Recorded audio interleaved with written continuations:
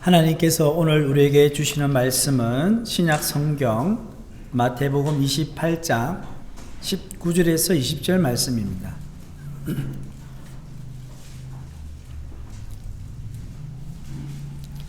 마태복음 28장 19절에서 20절 말씀 우리 다 같이 한 목소리로 봉독하겠습니다.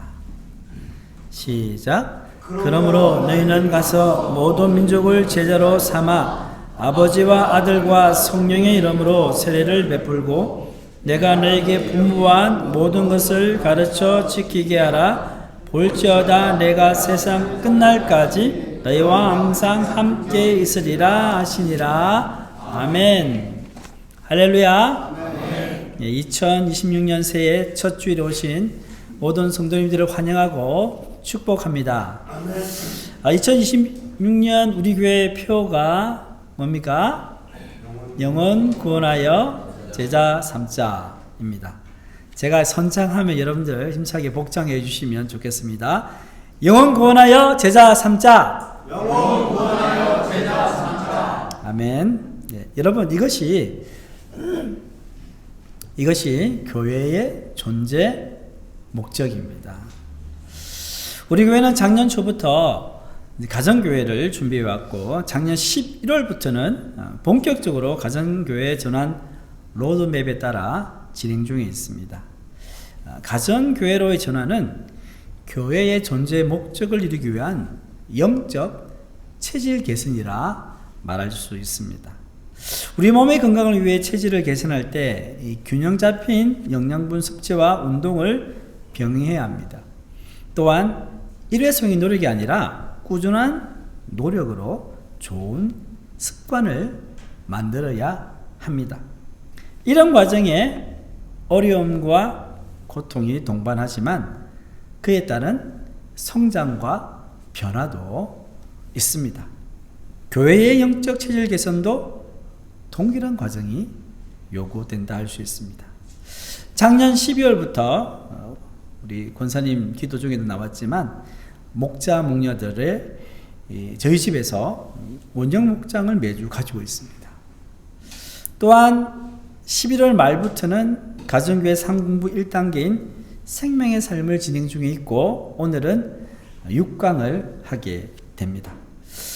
그동안 하나님의 은혜로 가정교회 전환의 과정들이 잘 진행되고 있어서 참 감사합니다.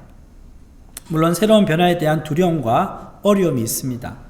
그러나 우리가 계속해서 이것을 하는 것은 무엇입니까?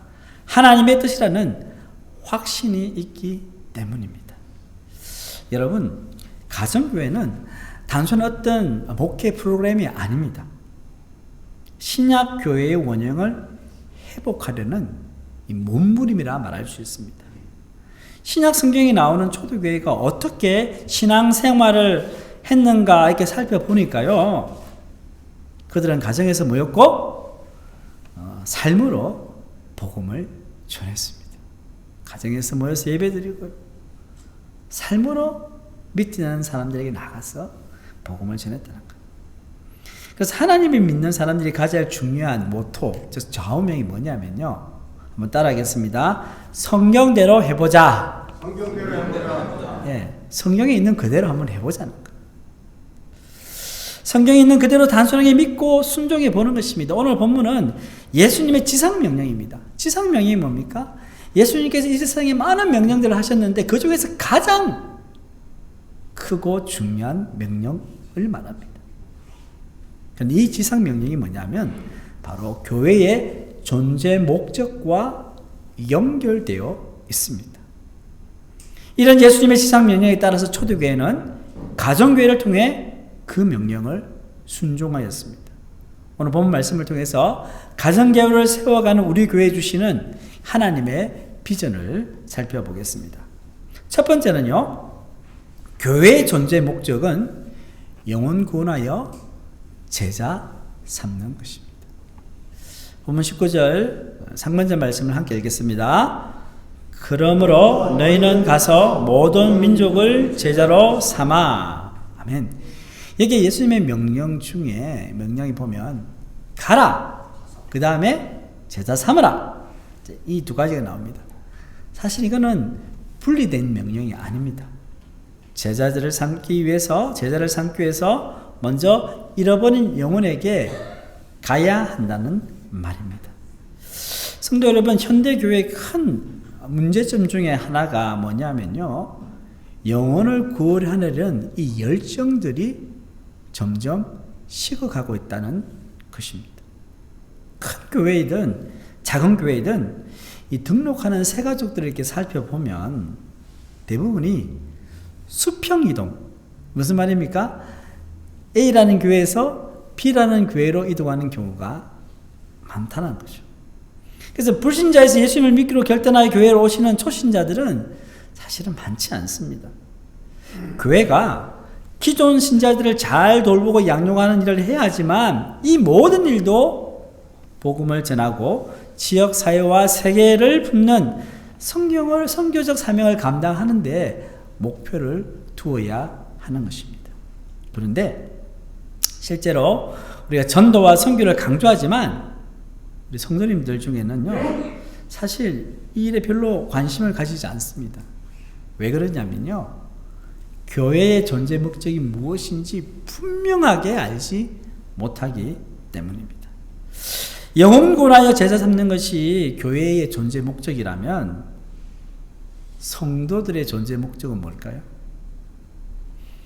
교회가 성도들의 모임이 아닙니까? 그래, 당연히 영혼 구원하여 제자 삼는 것이 우리 성도들의 존재 목적인 것입니다. 예수님을 믿고 구원받은 모든 성도는 하나님의 자녀가 되었습니다. 그러면 무엇에 관심을 두고 살아야 합니까? 하나님 아버지께서 무엇에 관심을 두었는지 한번 살펴보면 알 수 있습니다. 하나님께서는 세상을 구원하시고 회복하는 데 관심이 있었어요. 그 일을 뭐라고 합니까? 하나님의 선교라 말하고 있는 거예요. 우리가 하는 전도, 우리가 하는 이 모든 선교는요, 하나님의 선교입니다. 그래서 우리가 가정교회 사역을 함으로 하나님의 선교에 동참하는 겁니다. 하나님은 태초부터 그 선교를 해 나가시고 우리가 깨닫고 그 선교에 동참하는 거죠. 그 선교는 지역과 문화와 인종과 종교를 넘어서 이루어지고요, 우리의 가정과 일터에서부터 시작해서 이 포항과 그리고 대한민국과 세계를 향하여서 나가는 것입니다. 그래서 선교는 지금 내가 서 있는 자리에서 뿐만 아니라 하나님께서 가라고 하시는 곳에서 가서도 충실히 감당하는 것입니다. 그래서 우리 교회가 가정교회 사역을 함에 있어서 가장 중요한 비전은 뭐냐 합니까? 우리 교회 표어처럼 영혼 구원하여 제자 삼는 것입니다. 이를 위해서 우리가 목장 모임에서 VIP를 작정하고 전도하는 것이 중요합니다. 지난주 목장 모임 다 하셨잖아요, 그죠? 맨 마지막 순서가요, 전도와 선교를 위한 기도와 나눔이 있습니다. VIP를 작정하는 거예요. 가정에서 진행되는 이 목장 모임은요, VIP를 초청하고 함께 교제할 수 있는 최적의 장입니다. 지난주에 이제 우리 목장 목녀님들이 각 가정에서 이제 목장 모임을 했잖아요. 맛있는 음식도 차리고요. 특별히 이 두 목장에는요, 이렇게 짝 믿은 가정이 있잖아요. 짝 믿은 가정이 뭐냐면 남편이든 아내든 예수님을 안 믿어요. 혼자 교회를 다니잖아요. 교회를 데리고 오니까 교회를 안 오려고 해요. 교회가 부담스럽거든요. 문턱이 높아요. 그런데 목장 모임에 같이 가자고 하니까 다 오셨더라고요. 그러니까 오셔서 얼마나 즐겁게 교제하는지 그 사진을 보고 저도 많이 감동을 받았습니다. 건강한 교회는요, 얼마나 많은 사람이 모이는가가 있지 않고요, 얼마나 많은 영혼이 예수님 믿고 세례 받느냐에 달려 있습니다. 그래서 우리는 영혼 구원하는 일에 힘을 모아야 합니다. 왜냐하면 이것이 교회의 존재 목적이기 때문입니다. 이 일에 집중하게 되면요, 하나님께서 우리에게 필요한 모든 것을 채워 주실 줄 믿습니다. 네. 여러분, 영혼 살리는 일에, 복음 전하는 일에, 선교하는 일에 애를 쓰는데 하나님께서 우리 건강을 지켜주시지 않겠습니까? 하나님께서 우리의 필요한 재정을 채워주시지 않겠습니까? 하나님께서 채워주실 줄 믿습니다. 어느 험한 바닷가 마을에요, 아주 작은 해상 구조대가 하나 있었습니다. 처음에는 정말 보잘것 없었어요. 건물도 낡고 또 배도 겨우 한 척밖에 없었어요. 하지만 그곳에 모인 이 대원들은 가슴이 뜨거웠습니다. 밤낮 없이 바다를 주시하다가 풍랑 속에 사람들이 빠졌다는 소리만 들리면 누가 먼저라 할 것 없이 그친 파도 속으로 뛰어들었습니다. 그들은 수많은 생명을 구했습니다. 마을 사람들은 그들을 존경했고요, 그 구조대는 그 지역의 자부심이 되었어요. 시간이 흐르면서요, 이 구조대가 유명해집니까요? 여기저기서 후원금이 막 들어오기 시작하는 거예요. 그렇죠? 열악한 상황에서 열심히 하니까요, 후원금을 보내주니까 이 대원들이 생각했습니다. 우리도 이제 번듯한 건물도 있으면 좋겠다. 생명을 구하느라 지친 대원들이 쉴 곳도 필요하겠다 생각을 한 거예요. 그래서 낡은 막사를 헐고 멋진 건물을 지었습니다. 바닥에는 최고급 카페트를 깔고요, 거실에는 아주 편안한 소파를 들여놓았습니다. 대원들이 마실 수 있는 근사한 카페도 만들었습니다. 이제 구조대는요, 더 이상 예전의 초라한 모습이 아니었어요. 그런데 이상한 일이 벌어지기 시작했습니다. 건물이 좋아지자 사람들은 이제 바닷가에 나가는 것보다 그 멋진 건물 안에서 교제하는 것을 더 즐겁게 생각했습니다. 구조 훈련을 하기보다는요, 구조에 대한 이론들을 막 앉아서 세미나를 하는 거예요. 이렇게 하면 좋겠다 하면서 열띤 토론을 합니다. 그런데 시간을 더 많이 보내는 거예요. 그런데 어느 날 밤 밖에서는 무서운 폭풍우가 몰아치고요, 바다 한가운데서 배가 전복되는 사고가 발생했습니다. 수십 명의 사람이 물에 빠져서 살려달라고 비명을 지르는 거예요. 구조대 건물 안까지 들립니다. 이때 한 젊은 신참 대원이 다급하게 소리칩니다. 여러분, 빨리 배를 띄웁시다. 사람들이 죽어가고 있습니다. 그러자 소파에 앉아있던 한 고참 대원이 미간을 찌푸리면서 이렇게 말했습니다. 이보게, 진정하게 지금 밖을 보라고. 이 비바람이 저렇게 심한데 저 흑투성이 사람들 이 비싼 카페트 위에 올려 보내겠단 말이냐? 저 사람들 들어오면 우리 건물이 망가질 수도 있어. 그리고 저기 파도를 한번 봐. 배를 내보냈다가는 새로 색칠한 배의 페인트가 다 벗겨질 수 있단 말이야. 어떡할 거냐고.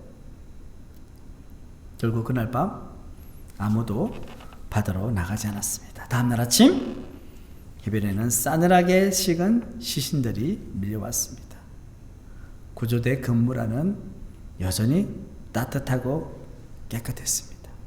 시간은 지나 그곳은 더 이상 생명을 구조하는 구조대가 되지 않았습니다. 그래서 배를 가진 사람들이 즐겨 모이는 유람선 클럽이 되어버렸습니다.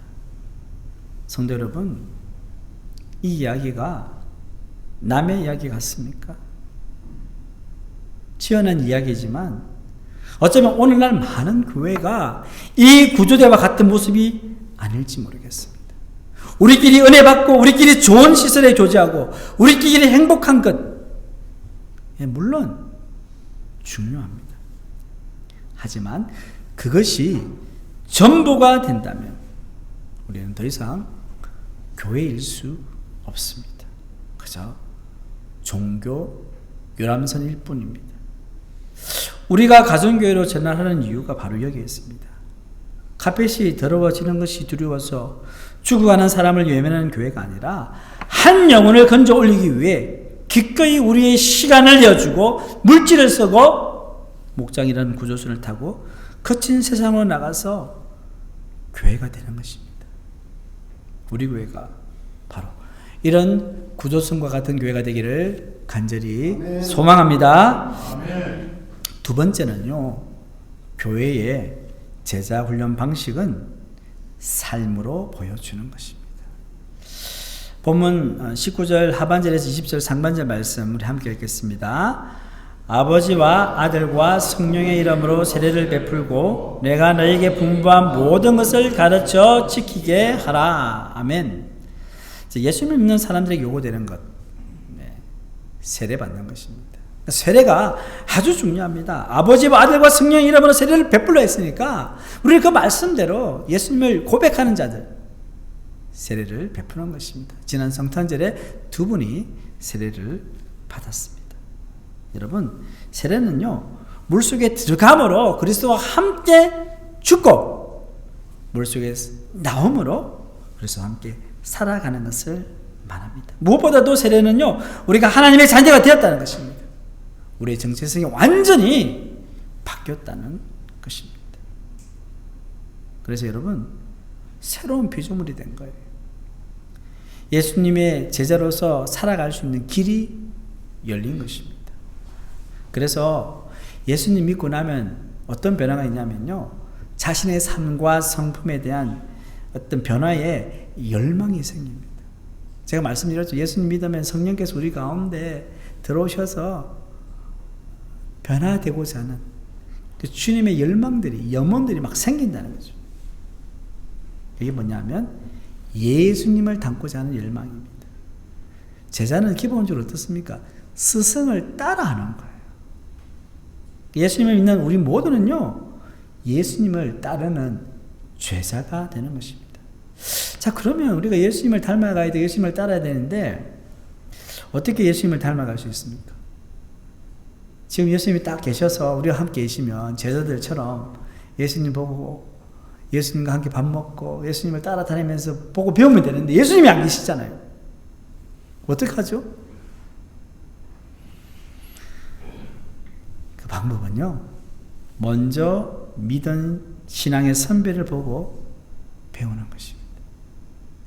이런 면에서 가정교회는요, 보고 배울 수 있는 장을 마련해 줍니다. 담임 목사는 목자, 목녀에게 섬김과 순종의 본을 보이고, 목자, 목녀는 목장 식구, 즉 목원들에게 섬김과 순종의 본을 보여주는 것입니다. 담임 목사인 저도, 그리고 우리 목자, 목녀님들도 완벽하지 않습니다. 다른 사람들보다 조금 먼저 신앙의 걸음을 앞서 걷고 있을 뿐입니다. 중요한 것은 예수님을 닮고자 하는 열망을 가지고 노력하는 것입니다. 실패하고 또 실수할 수 있지만 또 다시 시작해 보는 것입니다. 누구나 다 실수하고 실패합니다. 넘어집니다. 다시 주의 말씀 붙잡고 시작하는 것이죠. 오늘 본문에서 뭐라고 이야기합니까? 가르쳐 지키게 하라 했습니다. 이건 무슨 말입니까? 단순히 지식을 전달하라는 말이 아니라 순종의 훈련을 의미합니다. 우리가 하나님의 말씀을 얼마나 많이 듣습니까? 주일에 한번 예배 드리는 분 계시지만 새벽에도 오시는 분, 수요예배 오시는 분, 그것뿐입니까? 요즘 유튜브가 좋아가 유튜브 말씀을 듣기도 하고 또 책을 읽기도 하고 여러분 성경을 읽기도 하고 이렇게 하다 보면 말씀을 많이 접하게 됩니다. 그런데 문제가 뭡니까? 그 말씀대로 살지 못한다는 거. 말씀을 아무리 많이 듣지만 삶의 변화가 없다는 거. 그러면 말씀이 무슨 소용이 있겠습니까? 말씀을 듣고 그 말씀이 우리의 마음판에 새겨지고 그 중에 하나라도 순종해 보는 것입니다. 말씀을 순종할 때 하나님의 능력을 경험할 수 있게 되는 것입니다. 목장 모임은 목자, 목녀뿐만 아니라 이 목장 식구, 이 목원들이 하나님 말씀을 실천해 보는 장이 됩니다. 하나님 말씀을 들었으면 실천을 해야 되잖아요. 그 장이 우리 가정에서 일상의 삶 가운데도 할 수 있지만 더 쉽게 할 수 있는 곳이 어디라고요? 목장 모임이에요. 말씀을 순종하고 섬기는 것을 연습할 수 있는 장이 목장 모임입니다. 그래서 거기에서 여러분 목자님, 목녀님 이렇게 세워져서 밥도 하기도 하고 여러모로 신경 쓰고 또 목원들을 이렇게 해야 되잖아요. 때로는 억지로 의무적으로 할 수 있어요. 그런데 훈련하고 연습해 보는 거예요. 그러다 보면 영적 권력이 생겨서 세상 가운데서도 할 수 있다는 거예요. 목원들도 마찬가지입니다. 세상에는 요리를 배우는 두 가지 방법이 있다고 합니다. 첫 번째 방법은요, 서점에 가서 이 세상에 나오는 모든 요리책을 다 사서는 읽는 거예요. 얼마나 많은 책들이 있겠어요. 다 읽어서는요, 쌓아두고는 그 책에 보면은 재료의 성분은 무엇이고, 고기는 몇 회 익으면 가장 맛있고, 칼을 쓸 때는 각도가 어떻게 해야 되고, 이런 걸 달달달 외울 수 있겠죠. 그러면 이 지식적으로 어떻습니까? 일식, 중식, 한식, 뭐라도 다 할 수 있을 것 같아요.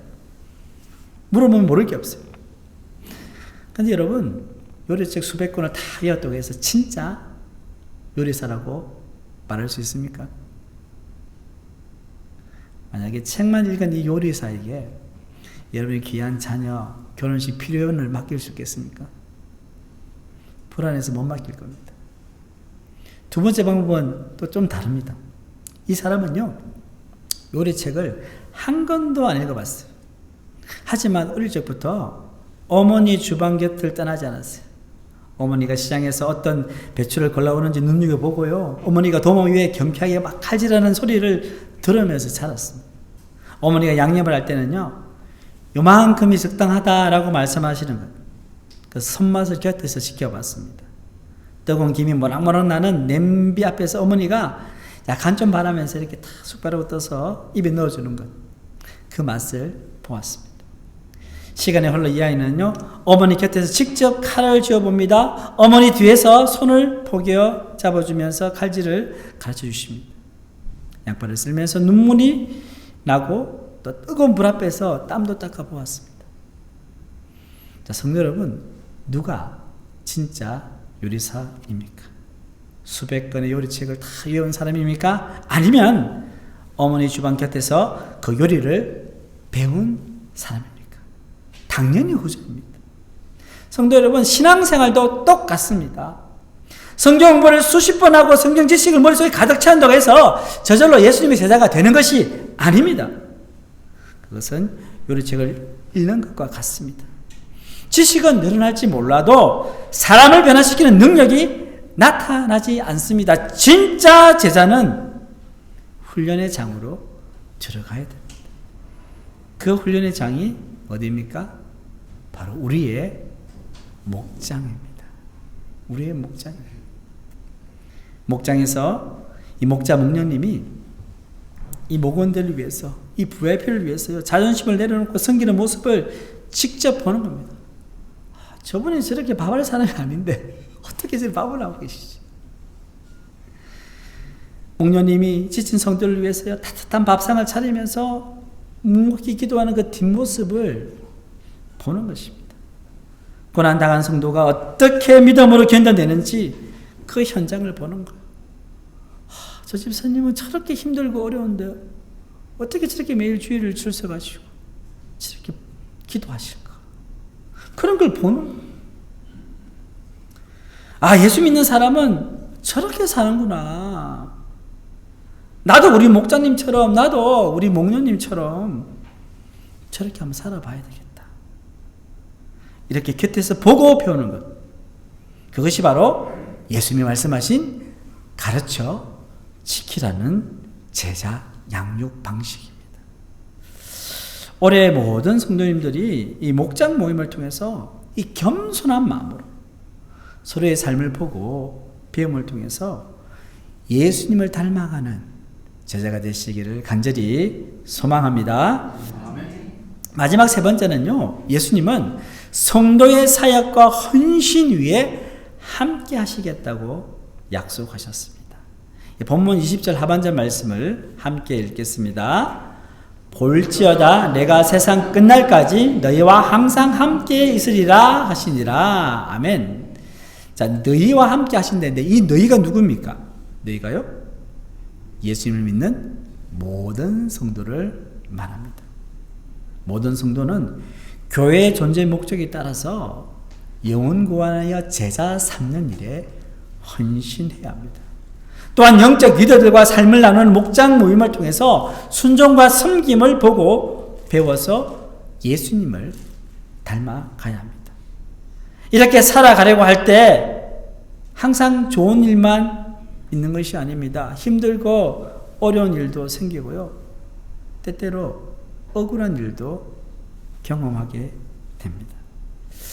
예수님께서 인간이 되셔서 이 땅에서 온갖 수모와 고통과 억울함을 다 당해보셨기 때문에 우리의 마음을, 우리의 처지와 상황을 너무나도 잘 아십니다. 그래서 예수님은 우리를 끝까지 책임져 주시겠다고 말씀하셨어요. 내가 세상 끝날까지 너희와 항상 함께하리라 약속하셨습니다. 항상 함께한다는 게 뭡니까? 임마누엘이지, 임마누엘. 임마누엘 해주시겠다고 말씀하신 것입니다. 가정교회에서 두드러진 특징 중에 하나가 뭐냐면요, 평신도 사역이에요. 평신도 사역. 사실 대부분 교회를 보면요, 모든 사역이 목회자에 다 집중이 되어 있습니다. 평신도는 예배만 드리고 또 소수의 평신도들과 목회자가 교회 사역을 하게 됩니다. 그렇게 하다 보니까 어떻게 되겠어요? 목회자가 정말로 집중해야 되는 말씀과 기도에 소홀해질 수밖에 없는 것입니다. 그리고 무엇보다도 이 평신도들이 영적으로 자라지 못하는 결과를 낳는 거예요. 예수 믿은 지 1년 되나 3년 되나 5년 되나 10년 되나 매일 마찬가지. 자라지가 않는 거예요. 그래서 가정교회는요, 평신도를 사역자로 세우는 아주 좋은 목회 모델이라 할 수 있습니다. 목자와 목녀는 목회자가 된 목양 사역을 하게 됩니다. 성도들을 돌보고 살피면서 양육하는 일에 헌신하게 됩니다. 그러면 목회자인 저는 뭘 해야 됩니까?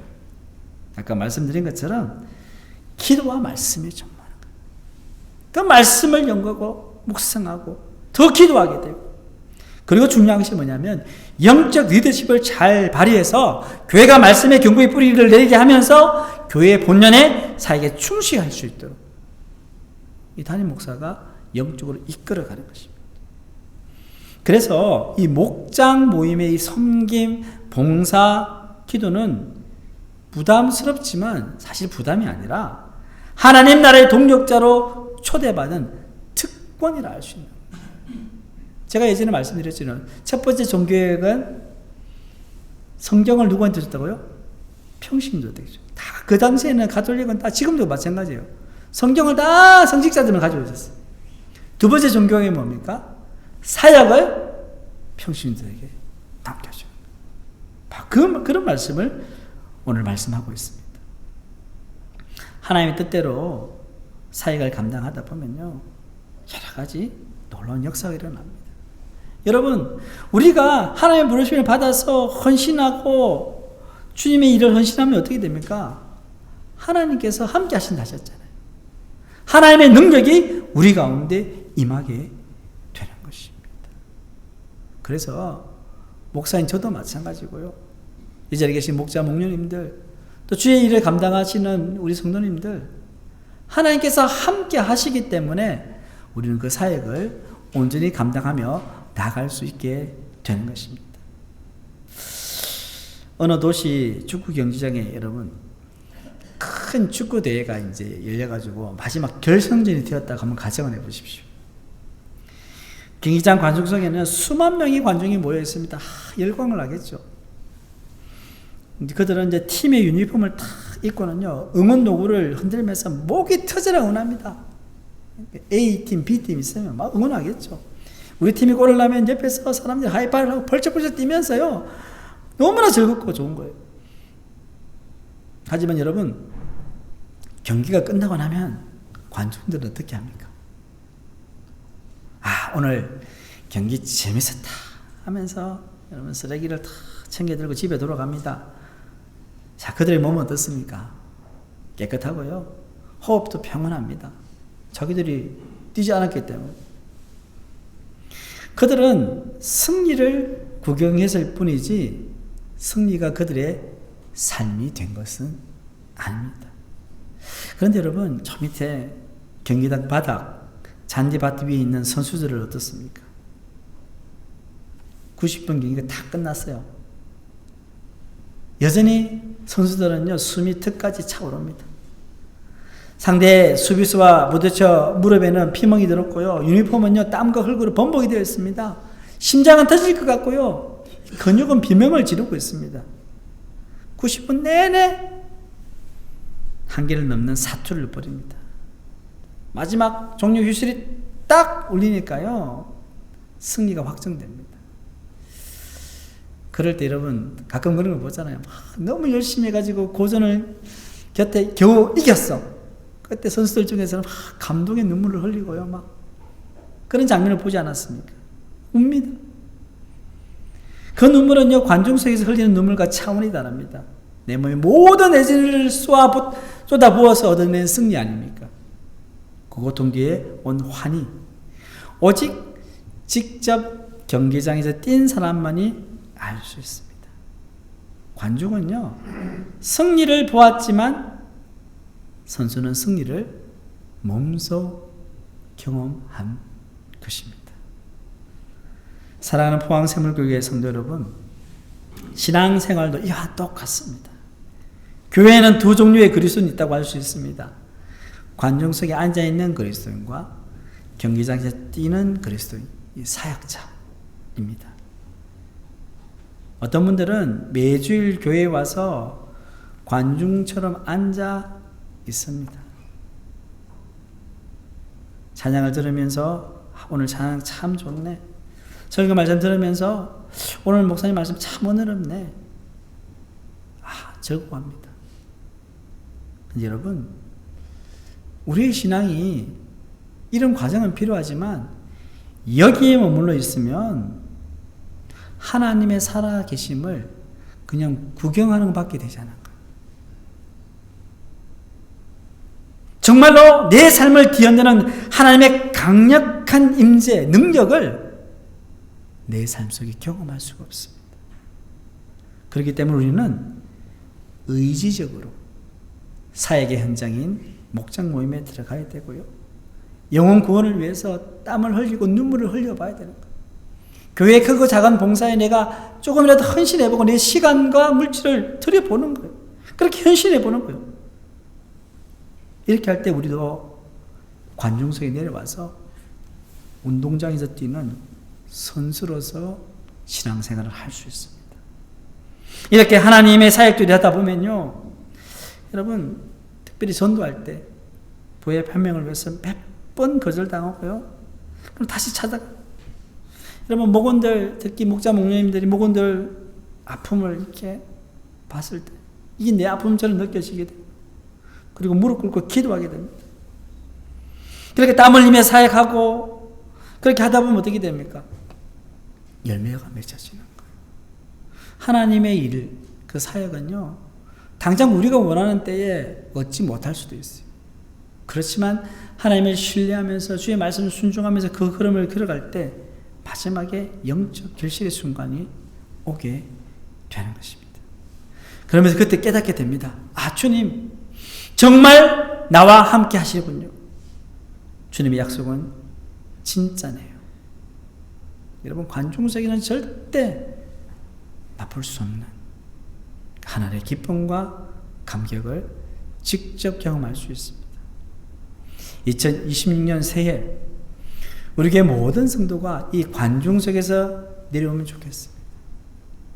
목장이라는 경기장에서 직접 뛰면서요, 우리가 항상 함께 하신다고 약속하신 주님의 손을 붙잡고 살아가면 좋겠습니다. 여러 가지 삶의 모습들 다양합니다. 제가 늘 말씀드리죠. 내가 할 수 있는 한도 안에서 하시는 거예요.